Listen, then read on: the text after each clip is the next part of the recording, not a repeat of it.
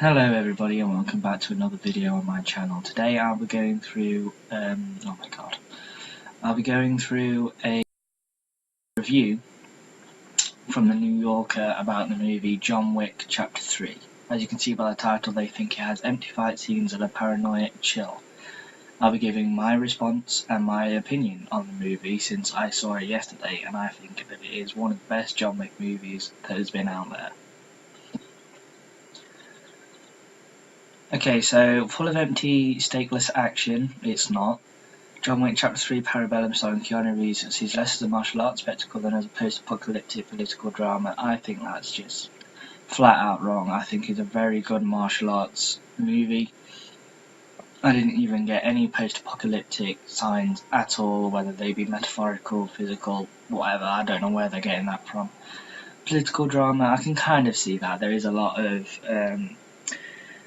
politics in the Assassins group itself, and I guess you could say that that's a critique on modern politics as a wider comment, but I really don't see how it's more of a political drama than it is as a martial arts movie. The first two were so well grounded in martial arts, being very realistic, that to say that it's not a martial arts movie when it basically follows the same format, whether for good or for bad, is just flat out wrong. Okay, so let's get into the first paragraph here. John Wick Chapter 3 Parabellum is almost all action, and its extended fight scenes range from numbing to repellent to interesting. Let's stop there. Almost all action, I don't know why that was a bad thing. To be honest, when I was sitting there in the theatre, I was thinking that it is a lot of action. But I think the only reason that it is a lot of action is because they've had two whole movies to set up things that they just wouldn't have time to set up in this movie. They set up the character of John in the first one. They set up his whole Baba Yaga personality. In the second one, they had the whole idea of markers and the high table, and John killing a member of the high table has now repercussions in this one. So instead of wasting their time reintroducing the skills of John and the marker and all the intricacies, they can just get right into the action. So again, I don't see the all action as a bad thing. And I didn't find any of them numbing, repellent. I mean, all of them were really interesting as a baseline. Interesting is a compliment, it should be. But yeah, I don't find any of them numbing. Not to get into spoiler territory, but the start, there's a scene where he's in an antique weapons museum, and he's fighting, and there's a thing, the whole scene is basically him throwing knives and people throwing knives at each other. It's just with such pinpoint accuracy that, yeah, it might be a bit superhuman, but it makes it more interesting. To me, it wouldn't be as interesting if it was slightly more realistic and, knives were being thrown everywhere and missing or accidentally hitting people. The fact that it was so pinpoint and the fact that it was so brutal, that for me that made that scene, Not that I'm opposed to any other type of scene where, it's not all out action or, it's not John being absolute pinpoint god.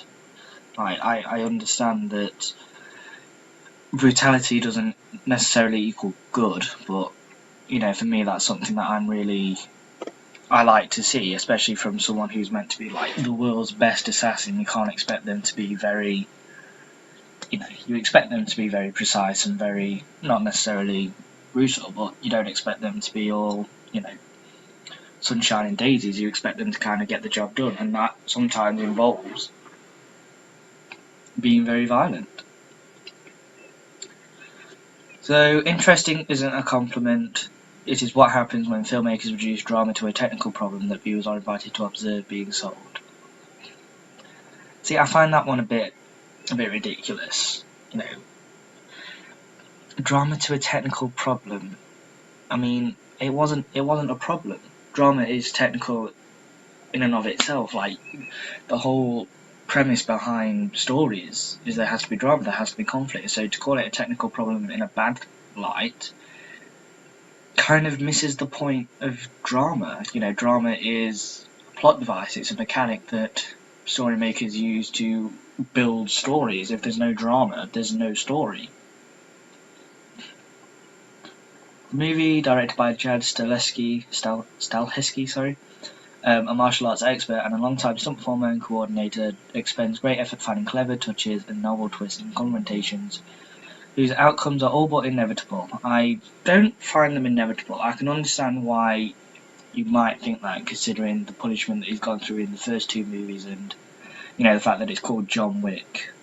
You do expect him to live, albeit I don't expect John Wick to live in a completely perfect state. I expect him to be punished. You know, his body is basically brutalized. He's gone through hell and back.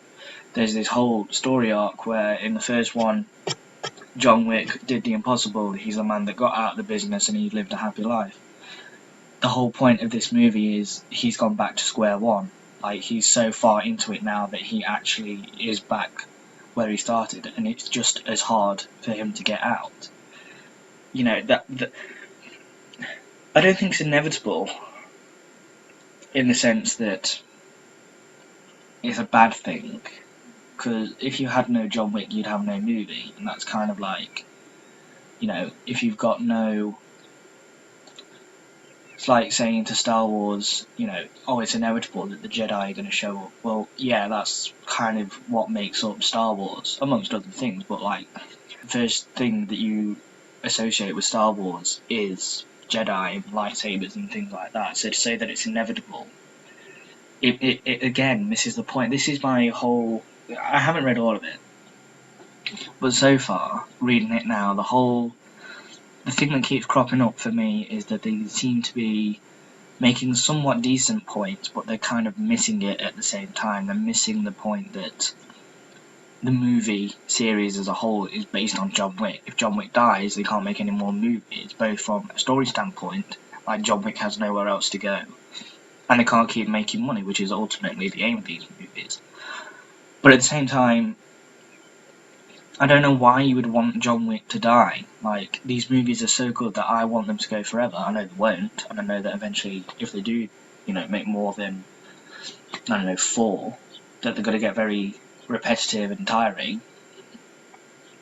But I want them. Like, that's what most fans want. So John Wick and anyone on his side will prevail despite being absurdly outnumbered, out-equipped, and otherwise disadvantaged. Not true. John Wick scrapes by the skin of his teeth. Like, he gets by in the tightest of... He's just... I mean, there's a scene at the end, again, not to spoil it, but he's completely run out of ammo and he has to go to an armory to get more ammo. I mean, that's not out-equipped, that's him coming up against someone that he underestimated, and then he goes back and he gets properly equipped, you know. I don't know how you can claim John Wick is out-equipped when the whole thing behind John Wick is that he could kill someone with a pencil. Like, he doesn't need to be properly equipped to kill people, that's the point. He's not going to be armed to the teeth with guns and knives. Yes, he does do that, but he doesn't need to be to kill people. That's the whole point behind John Wick. Nonetheless, the movie, which features a screenplay that could have been written by Western Union and hardly enough fight-free scenes to fill a trailer, not true. There are a lot of scenes that actually don't involve any fighting at all, that actually do progress the plot, progress the story, progress characters. Has a remarkable overarching conceit. It's a true high-concept film. It's not a high-concept film. And even when its particulars are evacuated without a trace, it leaves a chilling high dimension.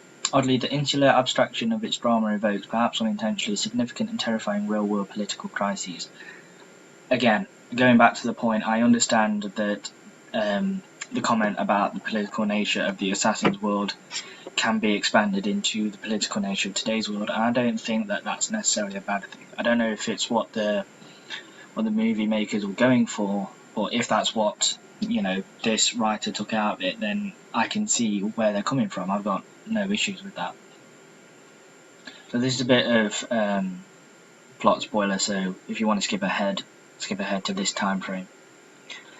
At the end of the previous film in the franchise, John Wick Chapter 2, the eponymous hitman, who in the first film was dragged back into mayhem after a puppy given to him by his late wife was killed, is the target of a contract held by the High Table, a grand international consortium of murder that's managed out of teaming, whereas Andersonian office featuring chalkboards, rotary phones, typewriters and green monochrome CRT terminals.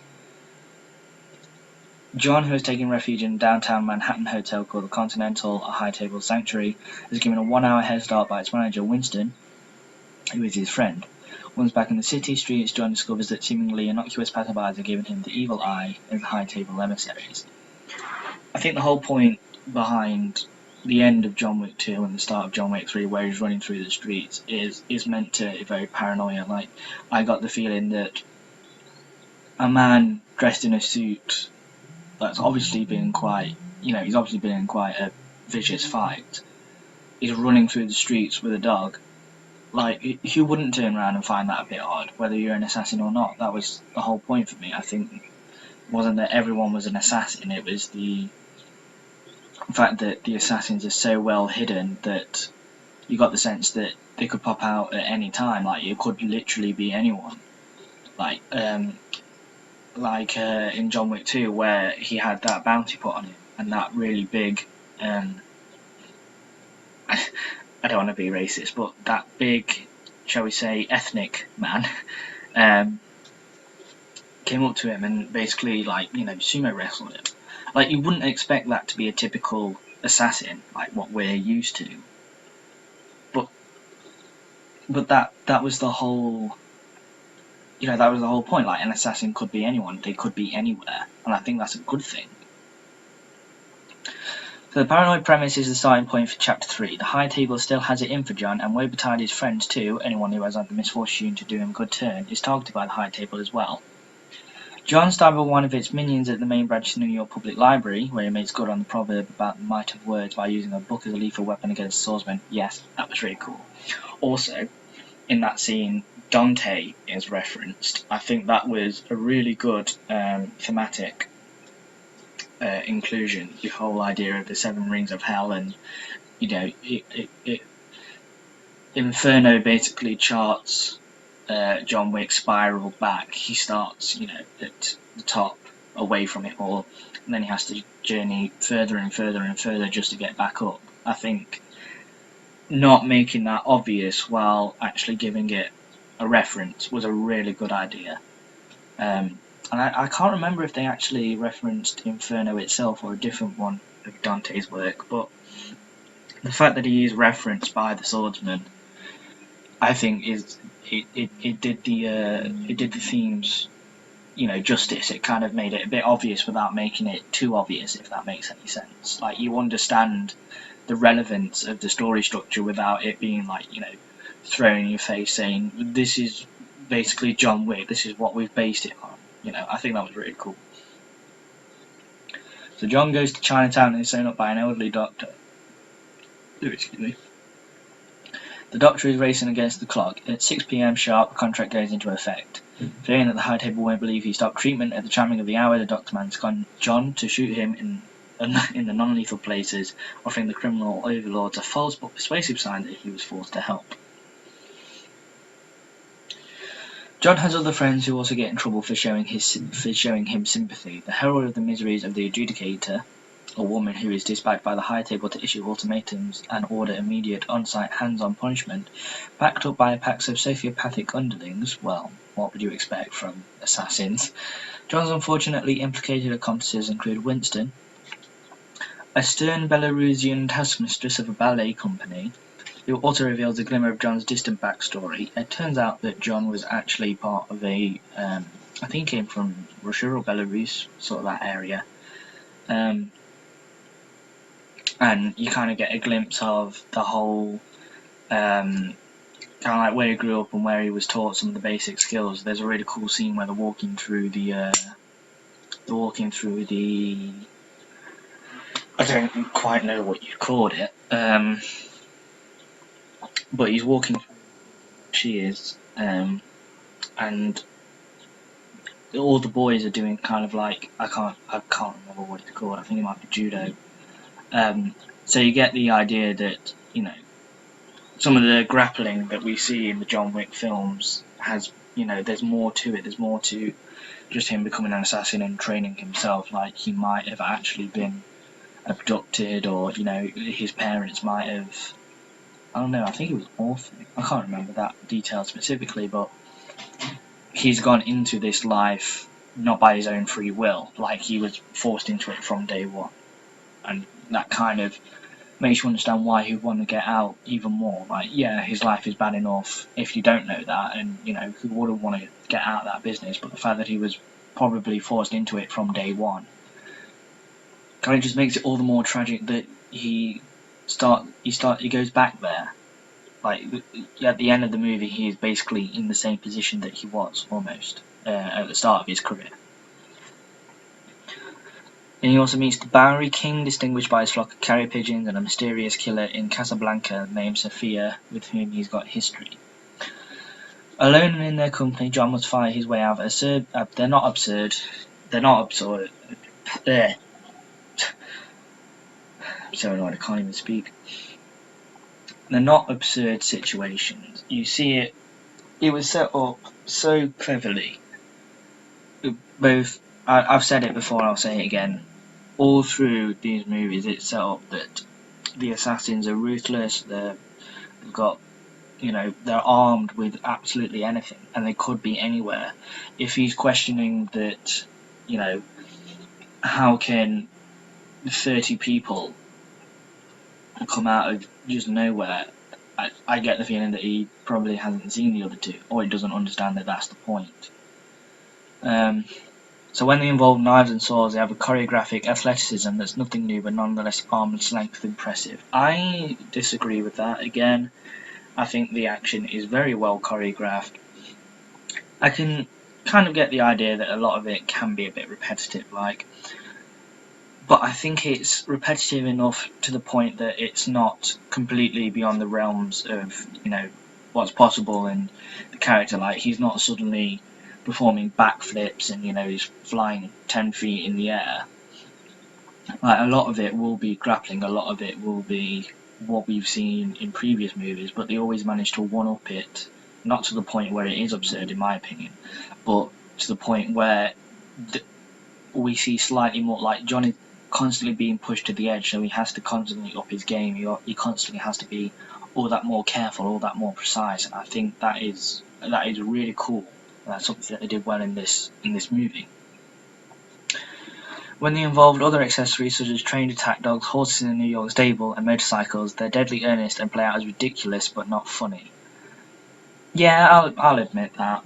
I'll admit that maybe ridiculous isn't the right word, but I understand the kind of idea that he's going for there. Again, not absurd, but one absurd high-speed battle staged on a deserted Manhattan bridge might as well have been done by CGI. Except I don't think it was. I think most of it might have been done with CGI because of the nature of it, but I think a lot of it was actually, you know, they made it as practical as possible. Like, a movie series that's so concerned with practical, you know, getting things practical when they can do it, I don't think would rely too heavily on CGI when they don't need to. Like, you know, there was that, you've got a ridiculous facts, like, you know, Keanu Reeves spent like 10 hours a day for God knows how many months learning how to properly fire a weapon, how to move like an assassin would, how to fight like an assassin would. He even did the car stunts for the first one, most of them. And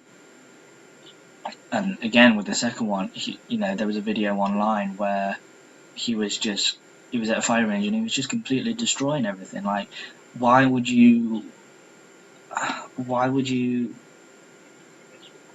risk someone's life trying to perform practical motorcycle stunts? Like, why would you not do it with CGI? And then why would you moan about them doing it with CGI? I've seen worse films that rely so heavily on CGI that are action oriented. I think the fact that CGI is used very sparingly in this series is something to be praised, and when it's used, it shouldn't be criticised. It shouldn't be brought up as a negative. Yeah, I think the CGI thing is just completely redundant. It's completely pointless. Okay, so carrying on. And when they involve firearms, they're simply disgusting, pornographic, with John and others pumping bullets into bodies at close range, and in particular into heads. Again, don't see anything wrong with that, unless of course you don't like that sort of thing. But then again, why are you reading a review on John Wick if you don't like sort of like intense gore and action? Yeah. So Helsky takes care to keep most of those heads under turbans or helmets, so that point-blank gunfire shows no gory mutilations, but merely vaporizes heads in picturesque puffs of red mist. I can understand he's being hyperbolic there with the vaporizers. I'm not going to bring him up on that because you need a bit of hyperbole to make your articles interesting, especially if they're as devoid of actual criticism as this one. So even some of the scenes of swordplay reflect a sadistic joy that's not the characters but the filmmakers' own. No, it definitely wasn't. If it was sadistic, it was on purpose, because the whole idea that I got with some of the characters in it is that they were sadists. They took pride in their work and what they were doing. It was to say that all of them are sadistic is to miss the point. Like with Sophia, Halle Berry's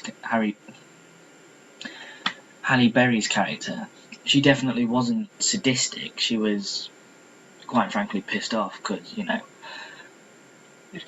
she knew that there would be repercussions for helping John, and when she went to see someone I won't mention, one of her dogs gets shot. So obviously she's going to be pissed and she's going to want to fight her way out, and she's going to be a bit more brutal. But I don't think that she took any pleasure in it. I think it was literally just, it's there as the most effective way to get out of that situation. Like, some of it maybe, some of it may be sadistic, but again, I feel like that's in line with some of the characters. And if it's not, then it's not necessarily a bad thing. I think, this is a post-Saw world. This is post-hostile world where audiences have basically become numb to extreme violence. You have to keep upping it and upping it and upping it until it gets to the point where you go, okay, that's far too much. That is sadistic. But I think people are too quick to attach that label to violence that they just don't particularly like. Like, I know a lot of people think that Tarantino glorifies violence. I don't think he glorifies it because it's never shown as... Well, I won't say it's never shown as a good thing, because, it is shown as a good thing. But I don't think he says that, he never takes it... It's never within the realms of serious violence, and if it is, it's there for a purpose. It's not there to,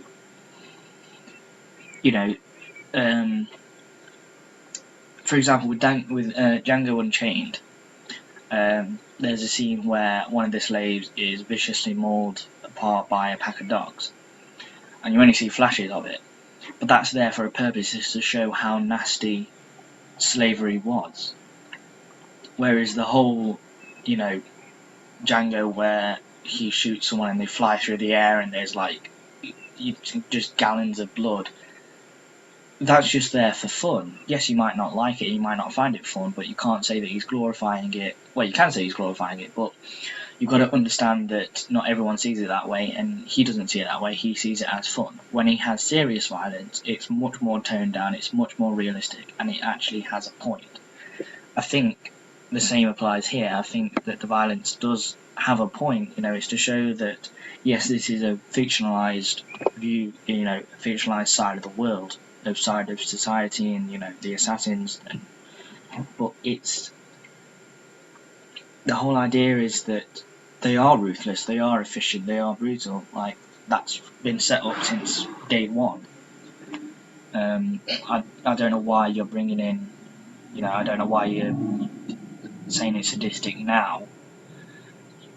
Well, I don't know, maybe he's not saying it's sadistic now, maybe he's had that problem from the start, but, you know, from a first time reading it, I get the sense that, again, they are missing the point that it's not sadism for the filmmakers, as they say, but it is the characters.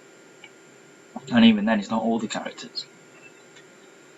The fights convey the impression of watching a video game being played with adolescent earnest, even as it has been rigged for the player to win.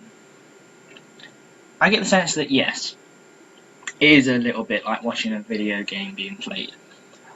In the same way, it's like an amazingly skilled video game player playing a game. Like, for those of you who don't know, there's a thing in first-person shooters called like aimbot and you know, all sorts of cheats basically. And when you watch them, or rather when you play against them, it's annoying because obviously they're cheating at the game. But when you actually watch it, and the fact that, you know, they can instantly snap onto targets and kill them, to see that in a movie, I think is really cool. The take away the aimbot sort of style, and if someone could do that on a video game with actual skill, I think for that to be translated onto the big screen is really cool. It's awesome. And again, I don't see the problem with like adolescent earnest. Like, we've all got an inner child. We all, you know, we all enjoy things that might be a bit childish and a bit goofy, but it's not a bad thing. I think it's a good thing that people are, you know, kind of say, well, you know, this is the inner 14-year-old in all of us. Here, enjoy it. You know, they're handing it to us on a plate, and I'll quite happily lap it up. It's amazing. Yeah, even as it has been rigged for the player to win. Again, it comes back to the whole idea that John is brutalized in this movie. He is completely destroyed, both mentally, emotionally, physically. You know, I get the sense that if the aeroplane could have ruined my audio.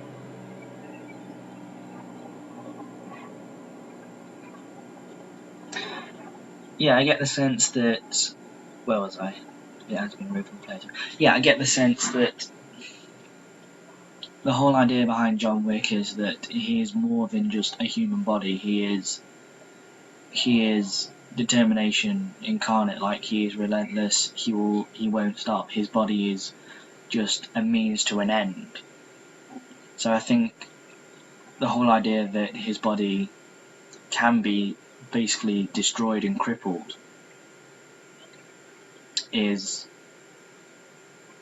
I think that's mainly for us, just as it is for John, because he obviously, you know, he's not a completely emotionless, heartless monster. He's not that sort of person where he's sacrificing an arm for something. But if he does have to sacrifice a part of his body to further his goal, he will do it. And I think that's kind of amazing to see someone with that determination, that drive to punish themselves so much and to be punished by other people so much just to achieve a goal. It's what makes it interesting. It's what makes it amazing to see John go through all these situations and scenarios, to kind of just see him slowly being broken down limb by limb. You know, I never get the feeling that it's rigged for John to win, in the sense that he'll just completely breeze past all the opposition. It's rigged for him to win in the sense that, in a meta way, John's got to live for them to make more movies, but it's never certain in a story sense. Like, there are times where John is at a disadvantage, and, you know, people have got the upper hand on him, but he still manages to find a way to get out of it. That's the whole point. John he's not this sort of person that when he's beaten, he'll stay beaten. He'll always find a way to get the upper hand, and, you know, he has got the skill and determination to do that. That's John Wick at the core. The non-fight scenes have a seemingly unintentional stillness as well. The scene when John is dumped into the Moroccan desert without water brings to mind Warren Beatty and Justin Hoffman brilliantly singing in the face of mortal Thursday in Ishtar. I haven't seen Ishtar, I must admit. But, again, I don't think it's... excuse me. I don't think there was stillness. I think what they're referring to is just the pace being slowed down, and if it was all, constant action, you would get bored of it. You'd get numb to it. But it's not. They do take the time to have slower sections. They take the time to flesh a few things out. The whole idea that John has to go and see the Elder. I would rather learn about the Elder and take a break from action than not learn about him and just have all action, John kills absolutely everyone. I seem to think that they have a problem with the pacing of this movie, even though from my opinion there wasn't a pacing problem. There was never a point where I was bored or waiting for John to get back to killing people. It was all interesting. And even if exposition is a bit boring, but the filmmakers always found a way to make it interesting. They set it in Morocco, the amount of colour and life and culture in Morocco, it just makes it so much interesting. The costume of Halle Berry, her penthouse essentially, it was just so Middle Eastern, and it kind of adds that little bit of intrigue, that little bit of interest into the more the slower, less interesting scenes. And every time that there is a scene that isn't action heavy, they always find a way to make it visually interesting. The most imposing presence in the movie isn't an actor. It's a vast glossy mirrored hall of glass and video screens in the Continental, where the final set piece is staged. I kind of got the sense that they were, again, amping up that scene from the second one, where it was basically a reference to Enter the Dragon with all the mirrors and revolving doors and everything. I got the sense that they were just taking that to its next extreme, in a way, kind of saying, well, we've already done that. That was, visually interesting. How can we improve on that? And if you have glass that's everywhere, and it's not just a simple 1 versus 1 or 2 versus 1 that's only just choreography. You get the visual interest in the scene, and I don't. I think, again, you've missed the point when you say the most imposing presence in the movie isn't John Wick. John Wick is an imposing presence. Anytime that John Wick is on screen about to fight someone, you're filled with this sense of tension. That the fight is about to happen, but the fact that John's in the room, or that John is in the area, or that even if he's in the same country, as soon as people know that he's in the country, that something is about to happen. That's presence. That's imposing. I can't think of a more imposing character in modern action cinema than John Wick. The emptiness of the action in Parabellum, again, like I've said before, it's not empty. The stakes are so high. It's matched by its statelessness, not. Its lack of physical or social context. John can get from Midtown to Chinatown instantaneously with an effortlessness that the NTA might envy, and from a New York ballet place to Morocco with nary an airport or airplane in sight. Again, they moan about dull, slow scenes, yet they complain that there wasn't more dull, slow scenes where John was just walking around, or John was in a taxi, or John was in an airplane. Like, why? You don't need to know that. You know where John is going. You know where he's going to go. Cut out that excess and just have the flow nicer. Why do you want more boring scenes when you complain that there are boring scenes? I don't get that criticism. You don't need to be shown every single detail about every single thing.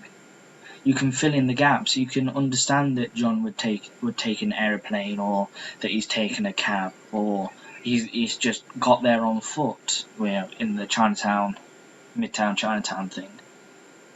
Or he's got a bike. I mean, there's a scene where he's got a horse. If I'm not mistaken,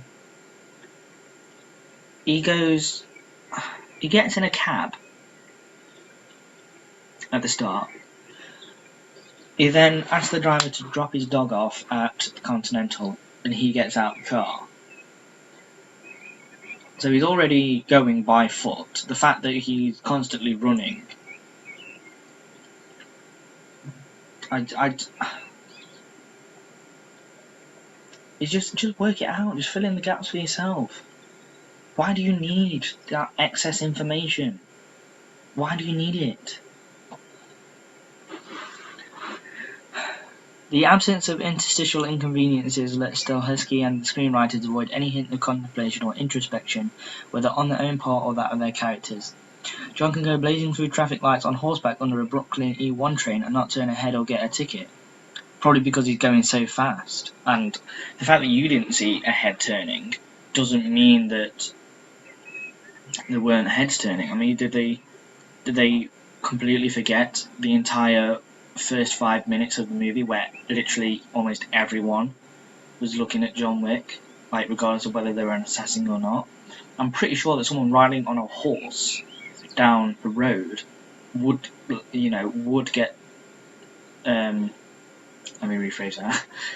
Someone who's riding downtown on a horse on a road would make people turn their heads. But you don't need to show that. The movie is not treating you like you're a 5-year-old and you need to be handheld through everything. You don't need to be shown everyone turning their head every time John Wick does something to know that people would find this suspicious. The fact that you would find this suspicious kind of indicates that since it's set in the real world, other people would find this suspicious. Other people would turn and look. Other people would, It's insane. I don't get this section. Why are you complaining that they're not showing everything when you've already complained that they show too much?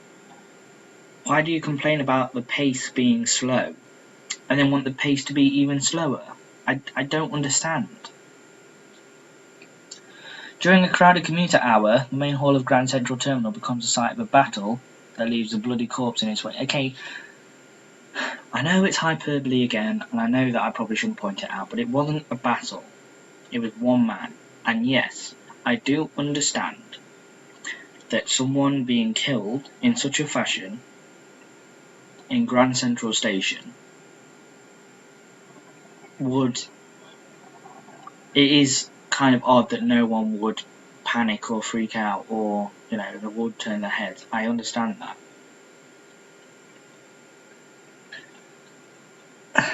But again, this isn't a one-to-one.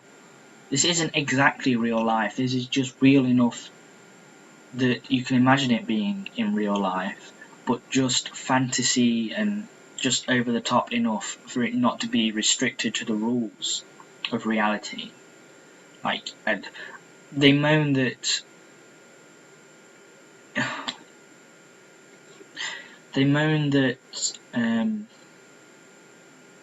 it leaves a bloody corpse in its way, but they don't moan about the fact that literally the character that gets killed disappears.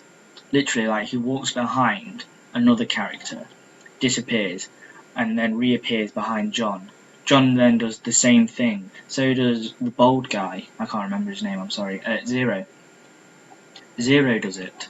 He does exactly the same thing. Obviously, that's not real life, and the filmmakers aren't saying, "Oh, look, humans can do this."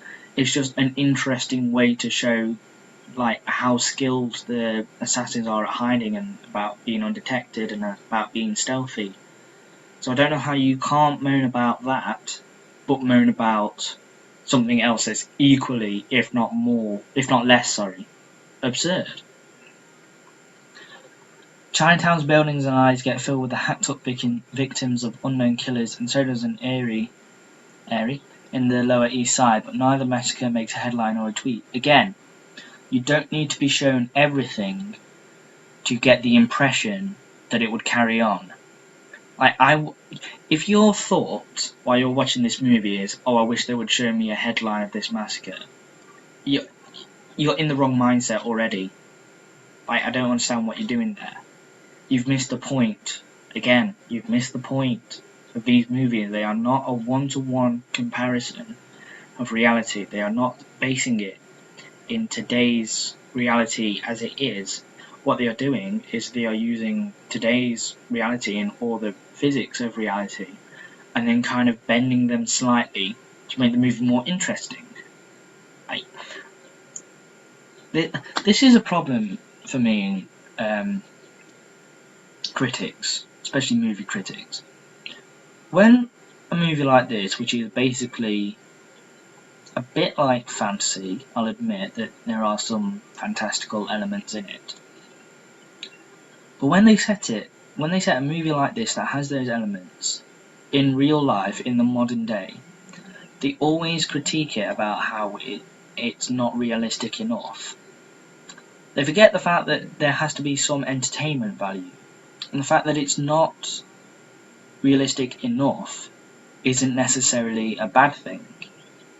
It's there to add intrigue and interest, and I wasn't thinking, "Oh, that's unrealistic," when some of the characters disappeared.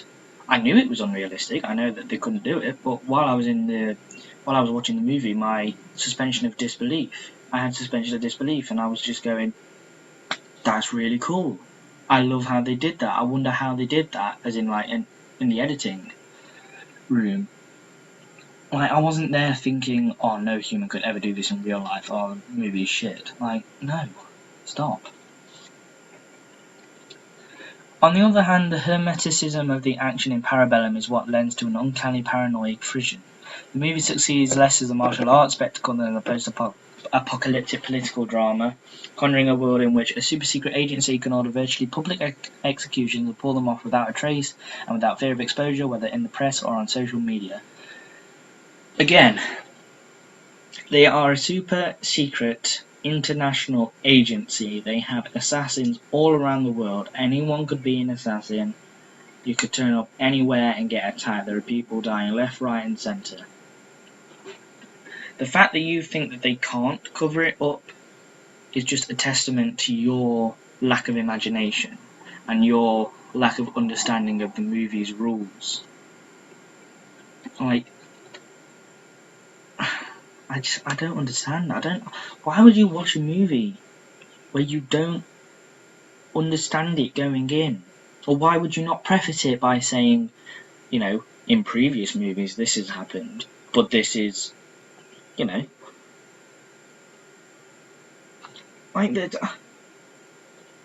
the first movie,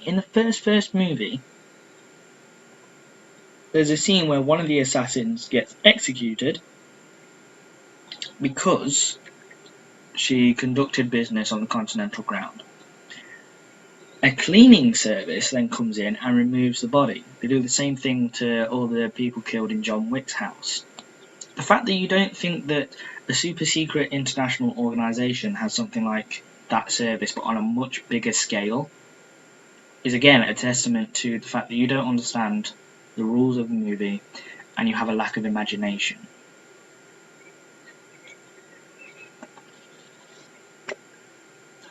Conjuring seemingly unwittingly an ironclad regime of censorship. The movie adds to that ambient terror and silence a perfect network of surveillance in which a ubiquitous and all-knowing network of agents recognises and confronts John Wick at every turn. That's the point. What the film depicts, perhaps unwittingly, is a version of the modern technological state, one in which, as recently reported by Sue Halpern, facial recognition software and comprehensive governmental database will be linked by a 5G network to eliminate the concept of public anonymity and to make everyone's activities instantaneously known to the state, in the interest of fealty, conformity, and punishment. Those are the themes of the movie. Whether the movie makers went for that or not, I don't know. It's not necessarily a bad thing if they did. Again, I have no problem with them talking about the political ideas in this movie. In effect, what Parabellum suggests is a sort of political and ethnic surveillance that China is currently putting into effect. As of now, the movie isn't scheduled for release there, even though the film's implicit politics may be in the background here. I wonder whether they come through clearly to the authorities there. Who knows? And that's it. That's the review of John Wick 3. I really cannot get over that. What is the state of movie reviews nowadays? Like, and this was released on the day it came out.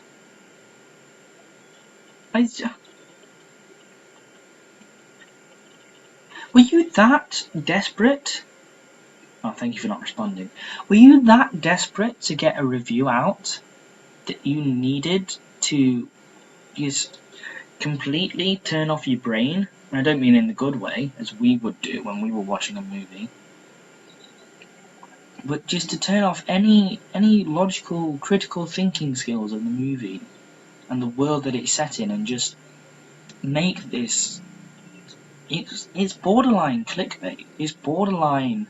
I don't want to say fake news because it's not, but it's. They mention the word empty so much in this review that it's ironic that they don't realise that the same word could be applied to this review. This review, it's not devoid of critical comments. It's not devoid of comments that are legitimate. It's not devoid of anything of substance. What it is it's a very short review where either the author doesn't care about the movies, he doesn't want to care about the movies, or he completely misunderstood the movies. Either way, I think this is really bad. I saw this yesterday, and I really loved the movie. I do consider myself a critic, because I do watch movies. I know a bit of film theory. I'm not going to say that I'm an expert in it. But, you know, I do watch, critical film critic channels on YouTube. I kind of know a little bit about how to critique a movie, what to look for. I'm not perfect. I'm not saying that I'm a know-all. I'm not saying I'm a perfect critic. But I can appreciate a movie enough to know that John Wick 3 is a good movie. Maybe it has its problems. I haven't thought about it all that much, to be honest, and just quickly thinking now, yeah, it does have a few problems. I think the action, I think it is getting to that level where it is a little bit absurd in places. I know I basically went through this whole review and said it's not absurd, and then I turn around and say that it is absurd. But I don't think it is absurd in the same sense that they're saying it. I think that it is still within the realms of the movie's logic and lore, and, you know, what they can, what these people can actually do.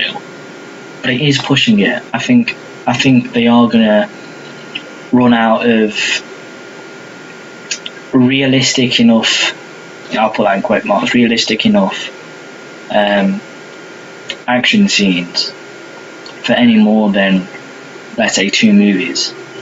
I think if they bring out a fourth, I do hope they bring out a fourth one. If they bring out a fourth one, I think they're going to have to finish it there. I think that's going to have to be the end of John Wick. It's been a brilliant action series. It's been a complete, blast to watch these movies. I love watching these movies. I love the action in it. I love the story. I love John as a character. But it's just, I don't know, this review hurts me. It hurts my brain. It says something when the state of movie criticism by a big publication can be boiled down to the word empty.